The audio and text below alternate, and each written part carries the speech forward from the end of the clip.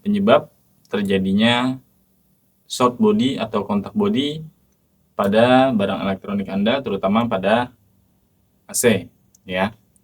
Nah, penyebabnya itu banyak ya. Jadi dari mulai kabel ya yang terkelupas, lalu dari kompresor ya, lalu dari penyebab gigitan dari binatang ya, biasanya ada tikus ya terkelupas nempel di bodi, terus kerusakan pada komponen ya, itu dapat menyebabkan terjadinya kontak bodi atau short body. Oke, bagaimana cara menanganinya dan bagaimana cara memeriksanya jika alat elektronik tersebut atau AC tersebut terjadi kontak bodi atau short body. Oke, simak terus videonya.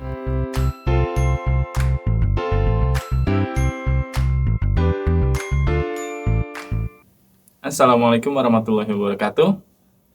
Oke, di sini kita lihat secara langsung bagaimana cara pengecekan AC yang kontak body atau short body ya. Kita lihat yang pertama dari bagian terminalnya ya. Dari bagian terminal terlihat di sini ya. Biasanya itu terhubung dengan kabel power ya. Kabel power terhubung dengan beberapa kabel ya. Contoh seperti ini hanya 2 kabel ya, yang bagus itu 3 kabel, karena kalau 3 kabel ada power, netral, dan ground ya. Nah, kabel groundingnya itu dipasang berarti bagus. Namun kita cek juga dari bagian indoor ya. Kabel yang masuk dari indoor apakah terhubung dengan ground atau tidak? Jika terhubung dengan ground, outdoor juga terhubung dengan ground ya, maka bisa dikatakan penyambungan kabel pada unit sudah bagus. Nah, tinggal kita lihat apakah dari PLN-nya atau sumbernya dia terhubung dengan ground atau tidak ya. Jika semua terhubung ya, berarti tidak ada masalah dari sumber atau arus listrik yang masuk. Biasanya terdapat masalah pada komponen atau kabel ya. Nah, contoh untuk kabel-kabel yang mengalami short atau kontak body ya. Jikalau salah satu kabel, contoh ada yang terluka lalu menempel pada bagian salah satu body ya, yang bersifat yang berbahan besi ya atau tembaga, itu sudah pasti akan mengalami kontak body. Nah, yang kita perhatikan, kita lihat satu persatu, adakah kabel yang terkelupas ya atau yang meleleh, terbakar lalu menempel ke bagian body ya. Kita lihat sudah bagus, tidak ada, tapi tetap masuk kontak body. Nah, baru kita lihat ke bagian komponennya, entah dari kapasitor ataupun kompresornya, dengan cara mengukur pada komponen tersebut. Ya, saya kasih contoh untuk pengukuran dengan menggunakan multitester atau avometer yang diukur pada komponen dan bodi. Sekedar contoh, misalkan salah satu komponen ya, contoh seperti kapasitor, diukur dari salah satu kaki yang diarahkan dulu ke kali 1, diukur dengan salah satu kaki pada kapasitor, lalu disentuhkan ke bodi. Jika terdapat hubungan atau jarum bergerak ke arah 0, ya sudah menandakan berarti kapasitor sudah bocor atau sudah short body. Ya, sudah kontak body, wajibnya diganti supaya tidak terjadi short body lagi. Lalu untuk kompresor, ya juga sama, disentuhkan dari ketiga kaki pada kompresor tersebut ya. Contoh ini dicabut ketiganya ya, lalu diukur antara kaki common running dan startingnya, dengan bodi pada kompresor atau pipa, ya. Jika terdapat hubungan atau bergerak jarum pada avometer, ya, maka bisa dikatakan si kompresor tersebut sudah kontak bodi, ya. Seperti ini contoh. Sentuhkan kabel running dengan bodi, kabel common dengan bodi, kabel starting dengan bodi, tidak terdapat hubungan atau jarum tidak bergerak sama sekali, berarti kompresor bisa dikatakan gulungannya masih bagus atau bagian lilitan lapisan kawat email masih baik, ya.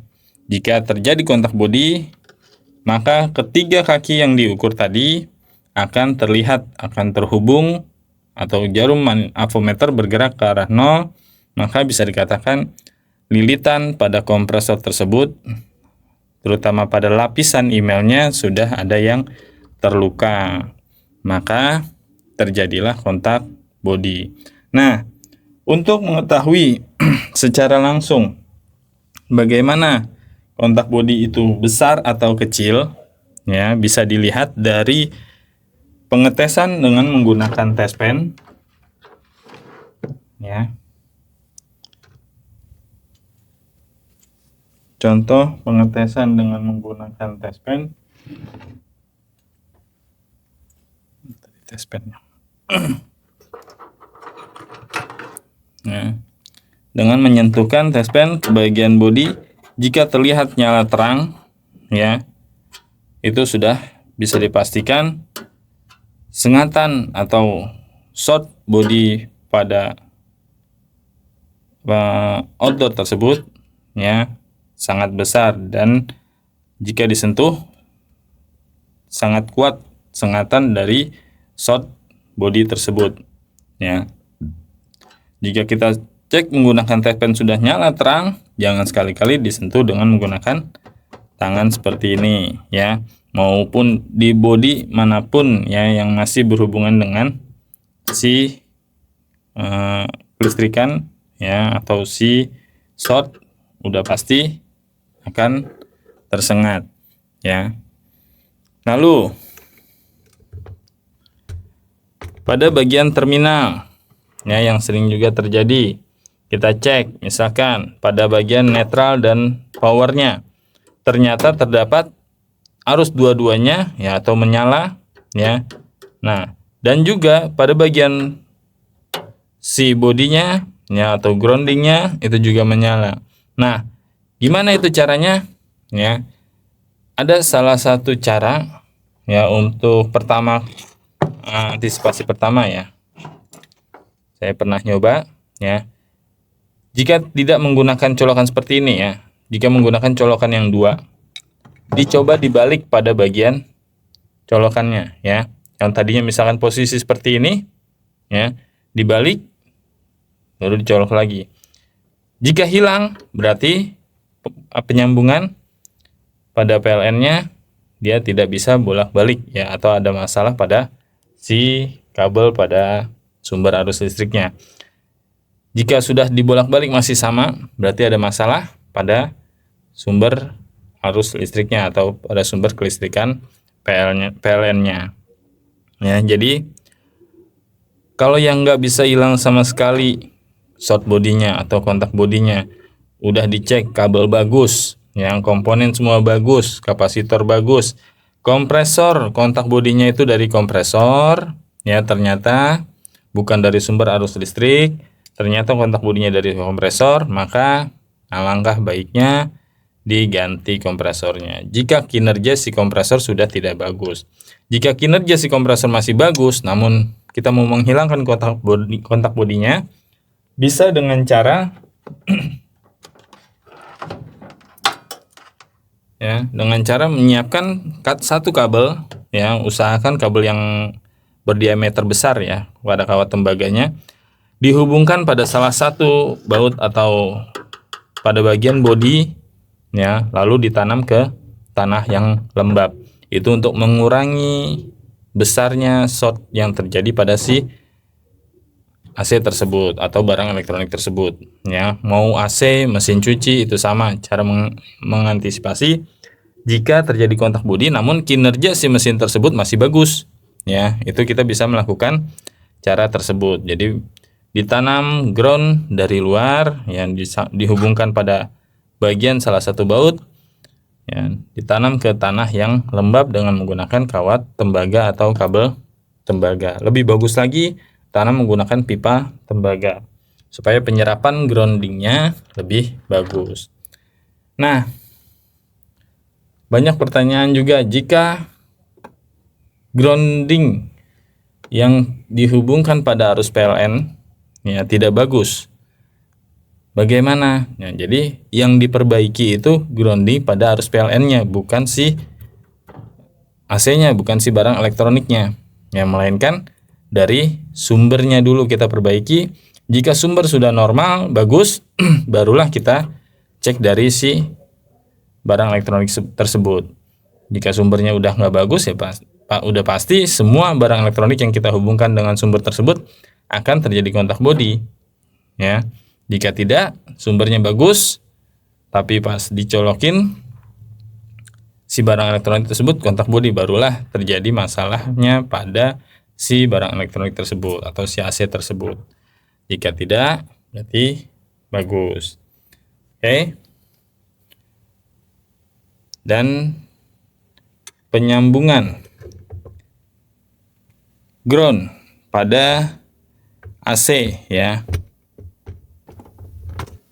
Dan penyambungan ground pada AC, ya, alangkah baiknya dari mulai indoor, ya, dari sumber arus listrik sudah bagus, dari indoor sampai ke outdoor, ya, penyambungan ground tetap harus disambung. Jangan sampai tidak digunakan penyambungan ground, karena itu yang akan menyerap si short body pada barang elektronik Anda.